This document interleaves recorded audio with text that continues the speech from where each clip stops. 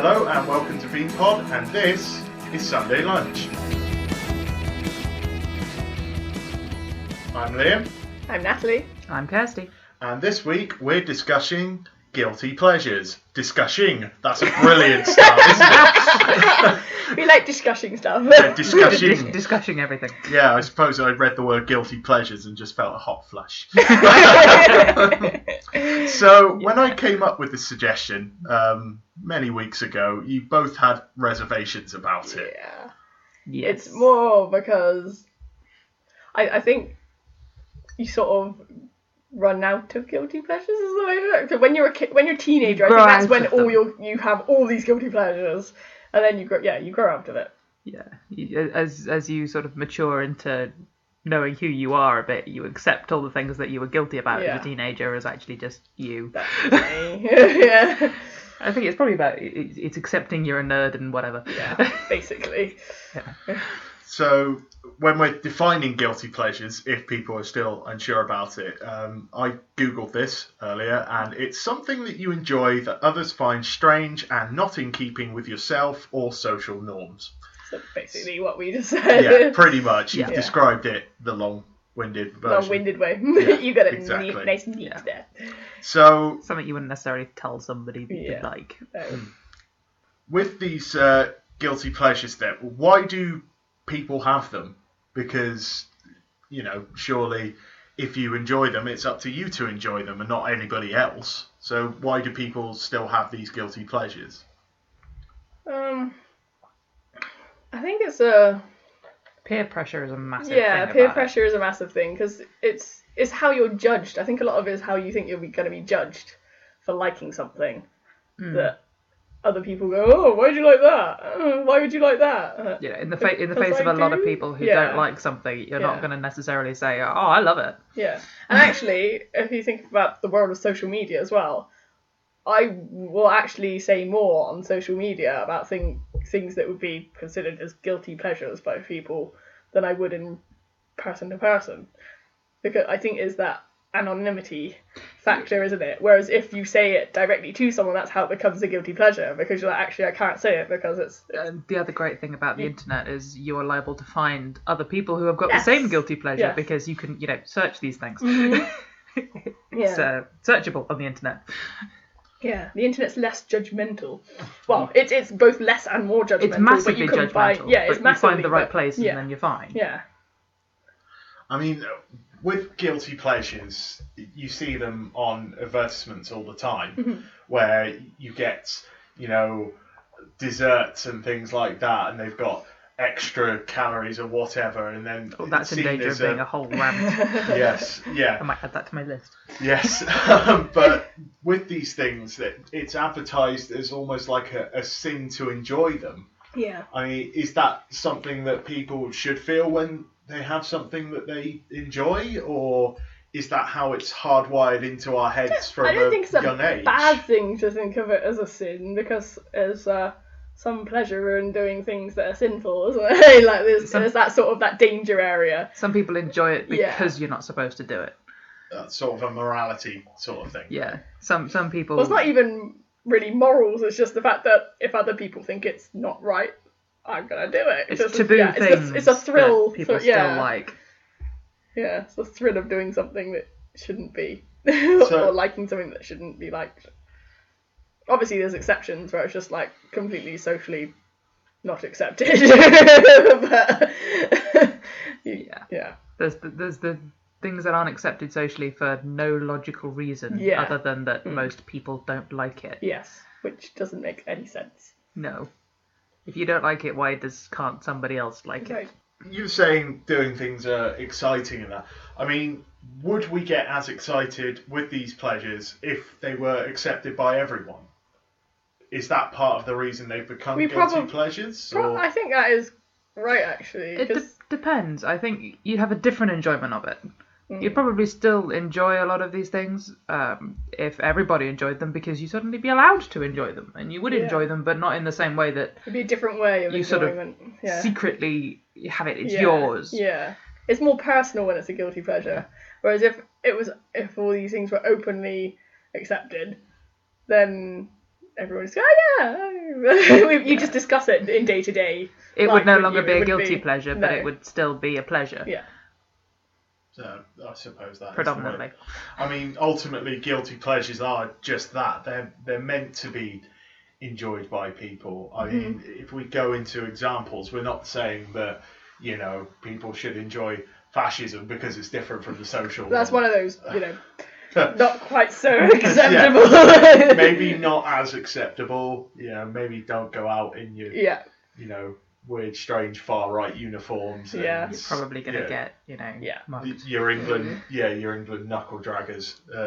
If you've seen them on the news not so long ago, causing problems in France, it's like brilliant. Yeah. But I'm talking about a couple of people that I know, like things like battered Mars bars, and one got really embarrassed when I mentioned. Well, There's a couple of people on this podcast that like the battered Mars bars. Why would you even be guilty about that? That's Oh my just god. cheeky That's, battered Mars because bars. they're like horrendous. they are. They're It's a northern thing, disgustingly. it's fine. They're disgustingly delicious. That's the Fabulous. problem. Absolutely fabulous. Someone got really In a embarrassed terrible telling me kind of that way. they liked having McDonald's fries in a McFlurry. And some people do that quite regularly. I They found. do? Yeah, That I saw sounds at kind least, of odd, but why not? yeah, I've Okay. seen at least 2 people in Taunton yesterday sat outside of McDonald's doing that. See, this Come on, is what, salted caramel yeah. exists. Why would that not actually work? Well, Yeah. I mean that's very true. It's one of those things, isn't it? Yeah. You think about it logically, salted caramel is now a massive thing everywhere. You're just basically putting savoury and sweet, and it does, work. You know. Yeah. So do you think certain guilty pleasures sort of change over time then? See- Whereas what would be guilty in, say, the 90s, now that we've come almost 3 decades later, it's a case of... It's all Social about taboos social norms, change. yeah. What is socially acceptable? That's what it is. And things that are socially acceptable now. All things change over Yeah. time. We touched on it when we were talking about vampires. Yeah. You know, what the vampire is has changed over time, and the same that guilty pleasures have changed because society has changed. Yeah.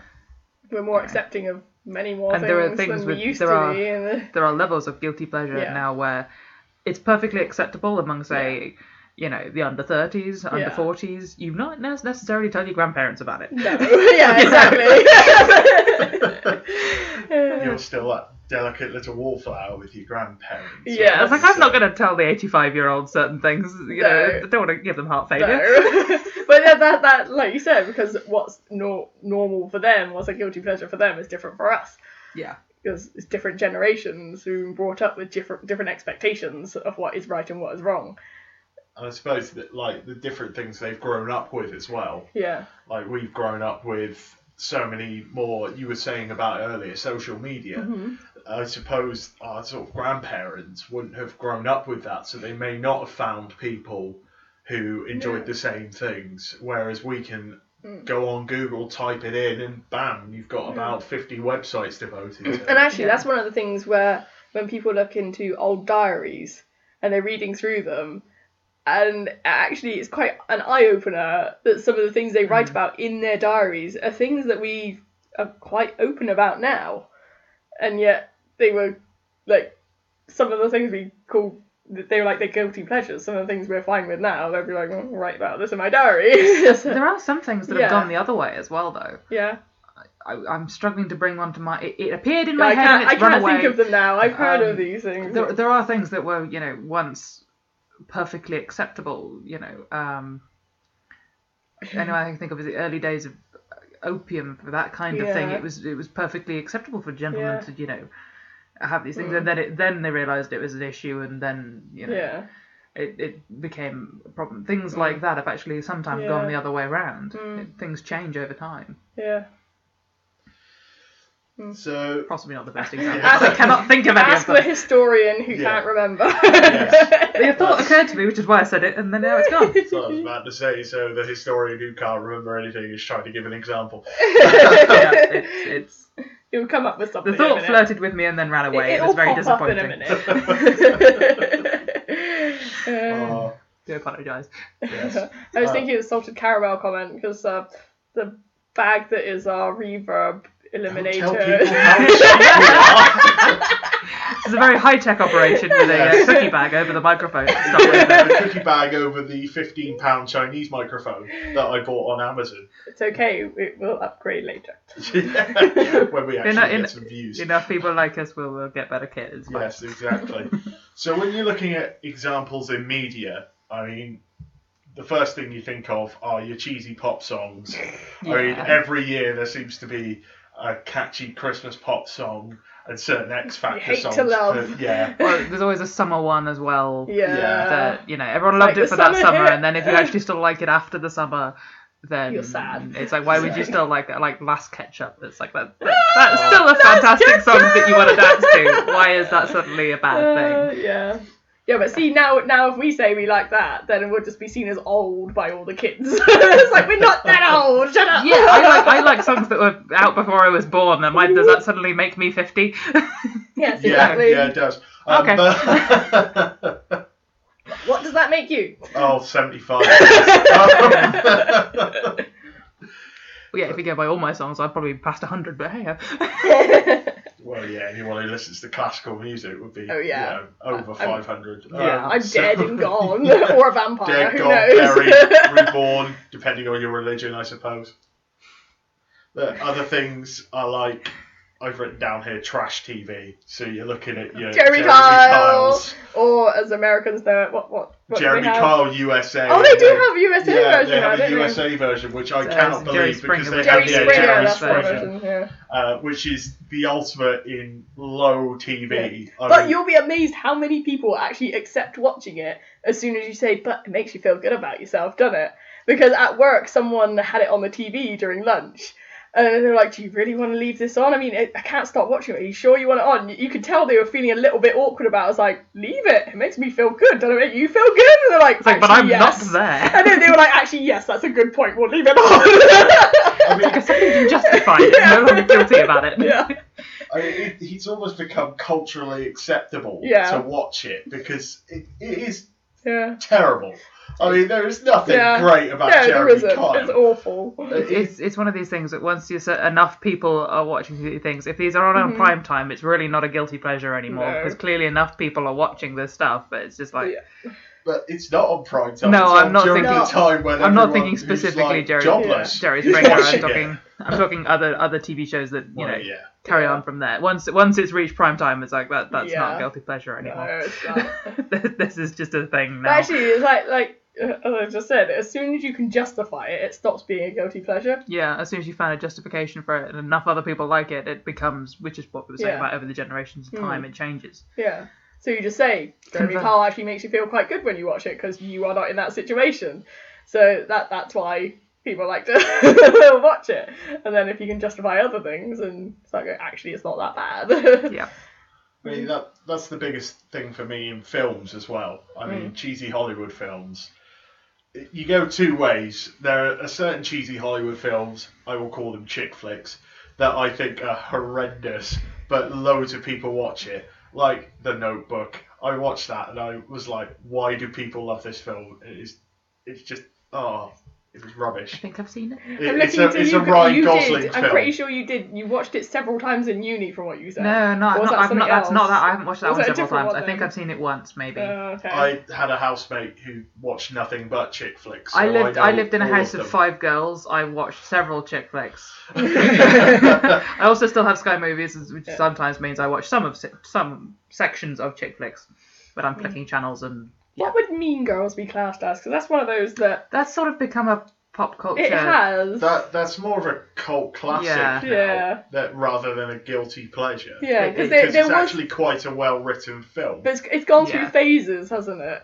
Yeah, when it was, Initially it was scorned, and then it was like, And now people watched people it and like- they kind of went, oh, hang on. a bit like Legally Blonde as well. Yeah. That was scorned, and then now people are quoting it. yeah, and it's are like- quoting it because it's like a feminist icon film. Yeah. Yeah. And yeah, it's okay, I guess.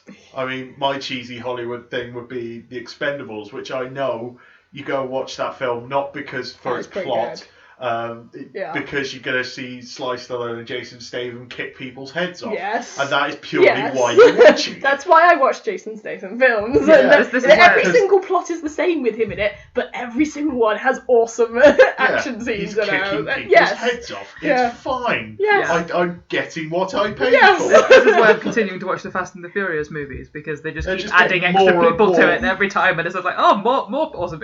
At some point, there's going to be a massive fight with all of these people in at once, and it's just going to be fabulous. It's just happened almost. That standout bit in Fast and Furious 6 with Vin Diesel doing a flying headbutt to someone, and him and The Rock teaming up on like a couple of people. It's like, I was like, it was them facing off in 5. Then... You've got my money now. It was like Vin Diesel and The Rock facing off in 5, and then in 6 they're teaming up together, and it's like, can this get any more fabulous? How far did they have to look to find somebody that would make The Rock look small? Yeah, quite a way. That man is a giant man. So, with all that in mind, what would you say is your guilty pleasure? So we'll start with Nat. Well, I've only really got one, and that's fan fiction. Mainly reading, but some writing as well. And we're planning on having an episode about this in the future, so it's going to have to be less of a guilty pleasure in the future. But we have justification for it, so it's going to stop being a guilty pleasure. Yes, once we've fully justified the love for fan fiction, that'll be okay. I partake in this one as well, but not to the same extent. Yeah, I mean, I am feeling quite awkward to say this out loud, even though both Liam and Kirsty are fully aware of my fan fiction. Yeah, I've written fan fiction. Yes. So, what got you into it then? It was a friend in school recommended some fan fiction. And I was like, okay, I'll have a look, and that was basically it. I discovered that there was this whole world where stories had been rewritten in different formats, different or like alternative universes, as they call them, things like that. Aided by the massively long wait between Harry Potter Yes, books. That was quite a big factor in helping me along with that, because I was doing so many different things to work out what was going to happen in the next books, and I was like, right, I've sort of exhausted all the theories now, I need to do something else, and fan fiction was the answer, because it had some more theories, but they were all fictional. They were all completely fictional. There was no chance of many of them happening. Just ran with it. Yeah, and now I've just been hooked now. I mean, I have, I think, over 200 fan fiction on my Kindle that I go back to regularly. So, and that's not including things like new ones I read as well. And occasional writing, so that's my... So why is it seen as different? Why is fan fiction seen as your guilty pleasure? It is one of those not quite socially acceptable things, and it's also that's how I see it, because a lot of the topics are not like completely PG. In fact, far from PG. Not safe for work? Very not safe for work, a lot of them. So it puts it in categories that people see as guilty pleasures in normal writing as well. So it's getting a little more mainstream now. It is becoming more mainstream, but it's like there's also, I was reading recently, because there's something on Tumblr where someone was saying, why do people keep putting disclaimers on fanfiction? Because no one cares. It's obviously not yours. Well, actually, there's a big reason for that, and it's because writers who have sued, like authors have sued fanfiction writers for using their work. It's like they haven't used it to make money. They haven't used it in any way that they have actually just put a disclaimer and everything, and they still tried suing them to say, like, you've stolen my work. So it's become a secretive thing that you have to hide it, and you can't talk about it openly because someone might get you for it. Someone might go, oh, I know that author, and you've written something about that, or you've read something about that, so I'm going to pass that on, and they're going to find out, and they're going to sue you. So that's where it all came from. I think that's where the secrecy came from most. But it's sort of continued, and it is becoming more widespread now, because authors and TV making, like, directors and that, they're more open about it and going, yeah, promote it, but do fan fiction and stuff, because it means people are interested in the shows and the books. Yeah. Whereas in the past it was, oh, you're stealing my work. So that's why it's still a bit of a guilty pleasure. And I think because the time when I started reading it, it was when it was still in that sort of phase of it's a bit risky. It was kind of earlier internet before social media took it off was. massively. It was sort of early internet still, and it was still a bit risky. And now it's become more acceptable. Pre-Facebook internet. Yeah. We can imagine that these Pre-Facebook, days. yeah. Oh yeah. I mean, I remember when MuggleNet first came about. I remember sitting on there going, "What's the next book coming out?" So yeah. I feel we should cut this discussion off let's before stop. we. Otherwise, we're going to full on Harry Potter. Yeah. We've got other episodes that we're going to use this material for. Moving on to Kirsty then. What would you see is your guilty pleasure or pleasures? Well, as just pointed out, I partake in Natalie's as well. Yeah. You can have more than one. It's quite difficult to say. I'm going to say probably mine's mostly music based because I unashamedly like music that people. But you unashamedly like it. Well, I say I unashamedly like it. There are still songs that I will skip if there's somebody else in the car.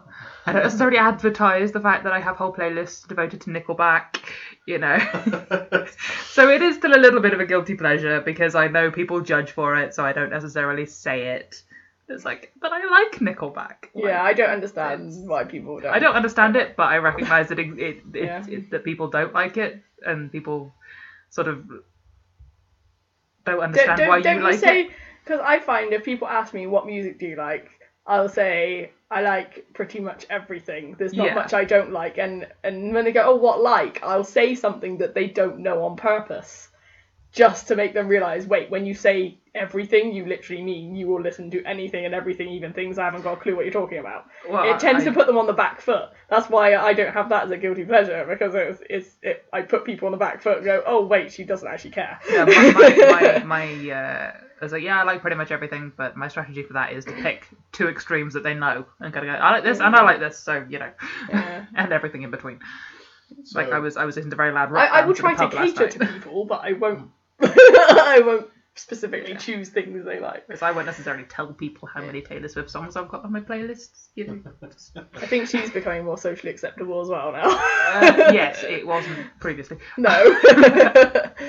Well, I don't know. She's dating Tom Hiddleston now. She might get a lot of fangirl hate, backlash. That could be interesting. Have you seen those pictures? Oh yeah. It's very definitely staged. Yeah. Like, well, that's not a classic pose. That's not a classic pose either. Yes, I saw your Twitter feed the other day with it. That was on my break because it came up on the hashtags on Twitter and I was like, what the hell is this? And it also came up on my news feed. I was like, right, I'm gonna like completely kill this in my break. So yeah. So going back to your Nickelback guilty pleasure, what got you into Nickelback then? Yeah, I'm blaming Natalie. It did come via Natalie. I didn't get it to start with. It's your fault. Yeah. Actually, a lot of my music is Natalie's fault. Yeah. You should listen to The Rock. Yeah. Oh, that's something else we haven't talked about. We'll save that for something else. That's fan fiction on an entirely different level. That's fan fiction in music. Yeah. But we'll skip that one because we're saving the material. Yeah. Yeah, no, I don't see why it's an issue because it's fantastic driving music. What's wrong with it?